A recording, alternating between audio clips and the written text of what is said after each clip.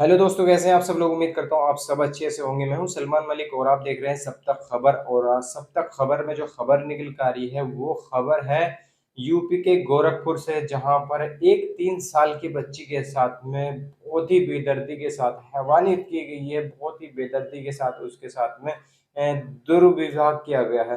यानी कि जिस तरीके से देखा जाए तो आज के वक्त में, आज के टाइम में बच्चे भी सेफ नहीं है। आए दिन कहीं ना कहीं ये घटना मिलती रहती है। आपको मैं बताता ही रहता हूँ, कहीं ना कहीं इस तरह की घटना सामने आती रहती है। तो ये है गोरखपुर की, जहाँ पर एक छोटी 3 साल की बच्ची होती है, जो कि एक लड़की होती है। जैसे कि हर किसी का परिवार होता है तो एक लड़की होती है जो अपनी मायके आई हुई होती है। तो जैसे कि दोपहर में इंसान सो ही जाता है, तो क्या होता है दोपहर में जब इंसान सो जाता था तो एक वो जो बच्ची थी 3 साल की बच्ची, वो अपनी माँ के बराबर में लेटी हुई थी होती है और सो रही होती है। उसी के बराबर में उसकी माँ सो रही होती है। तो एक ये लड़का है मिथिलेश नाम का, मिथिलेश विश्वकर्मा नाम से, जो कि अब से 3 साल पहले यानी कि 2020 में अपनी सगी भांजी के साथ में रेप कर चुका है, उसके साथ में दुष्कर्म कर चुका है। उसकी वो जेल भी काट के आ चुका है। अभी हाल फिलहाल में ही वो उसी दिन, यानी कि जिस दिन उसने ये घिनौना काम किया, उसी दिन उसको जेल से जमानत मिली थी। तो उसने क्या काम करा, जो मिथिलेश विश्वकर्मा है, हैवान है ये, इसने क्या काम करा, उसने देखा कि एक बच्ची सो रही है अपनी माँ के बराबर में। तो वो नशे में था, वो उस बच्ची को उठा करके ले जाता है और उठा करके ले जाने के बाद में उसके साथ में, यानी कि कुछ दूर पे ले जाता है, 300 से 400 मीटर की दूर पे लेके जाता है। और उसके बाद उसके साथ में हैवानियत करता है, उसके साथ में दरिंदगी करता है। और जैसे ही वो बच्ची जो होती है वो रोने लगती है, यानी कि चीख मचाने लग जाती है, तो वो क्या करता है, उसके सिर में ईंट या पत्थर मार करके उसको जान से मार देता है। और जान से मारने के बाद में गांव के पास में ही, जैसे कि बाउंड्री बनी हुई होती है, उसमें उसका शव को फेंक देता है।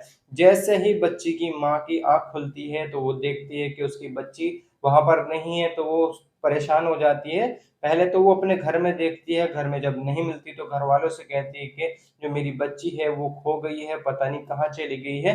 क्योंकि होता है बच्चे, 3 साल के बच्चे निकल जाते हैं इधर उधर को। तो उन्होंने पूरे गांव में तलाश कर लिया, पूरे गांव में कहीं से कहीं तक नहीं दिखाई दिया।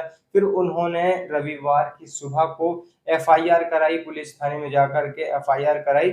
उधर उसके परिवार, जो बच्ची के परिवार वाले थे, उन्होंने भी उसको ढूंढना शुरू कर रखा था। तो उसकी जो लड़की थी जिसकी बच्ची उठाई गई थी, उस लड़की के मामा मामी इसी तरीके से तलाश करते फिर रहे थे। तो जब वो तलाश कर रहे थे तो उनको 300 मीटर की दूरी पे एक, जैसे कि बाउंड्री, मैंने बोला ना जैसे कि लोग अपनी बाउंड्री वगैरह करके छोड़ देते जमीन में, तो इस तरीके की बाउंड्री में उन्होंने झांक करके देखा तो उनको वहां पर उसका शव दिखाई दिया। और जैसे ही बच्ची का शव दिखाई दिया तो उसके जो परिजन हैं, यानी कि बच्ची के परिवार वाले हैं, उन्होंने पुलिस को इन्फॉर्मेशन दी। और जैसे ही पुलिस को इन्फॉर्मेशन दी तो पुलिस वालों ने उसका अपनी हिरासत में ले लिया है। और उसके बाद उसको, जो उसका पोस्टमार्टम वगैरह था वो किया। और जो लड़का था मिथिलेश विश्वकर्मा, उसको हिरासत में ले लिया है। उसने खुद ने अपना जुर्म कबूल कर लिया।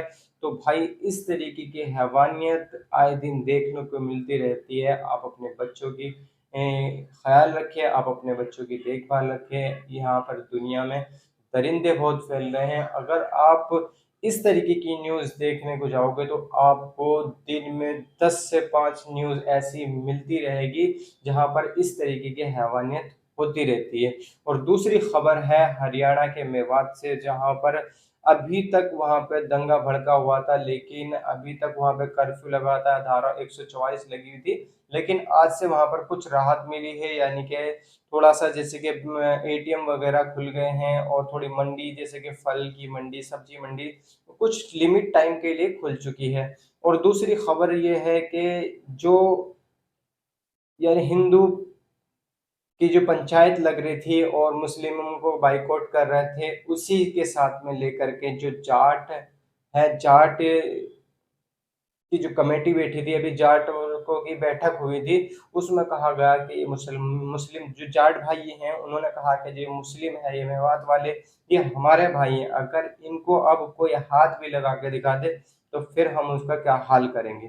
तो भाई अब जाकर के थोड़ी-सी मेवात में राहत मिली है। मेवात के लोग बहुत बुरी तरीके से परेशान थे, उनके घर ढाए गए हैं, उनका खाने की दिक्कत हो रही थी, उनके जो बच्चे थे, बच्चों को उठा के ले जा रही थी पुलिस, और पुलिस जिसको उठा के लेके जा रही थी तो उनसे किसी से 1.5 लाख माँग करके छोड़ रही थी, किसी से 1 लाख माँग करके छोड़ रही थी। जो गुनहगार था उसको भी उठा रही थी और जो बेगुनाह था उसको भी उठा रही थी। तो अब देखते हैं क्या होता है आगे, पर वहाँ के जो लोगों की है स्थिति तो बहुत ही ज़्यादा डाउन हो चुकी है, यानी कि बहुत ही ज़्यादा बेहाल हो चुकी हैं। वहाँ के जो बच्चे हैं, बच्चों को खाने की दिक्कत हो रही है।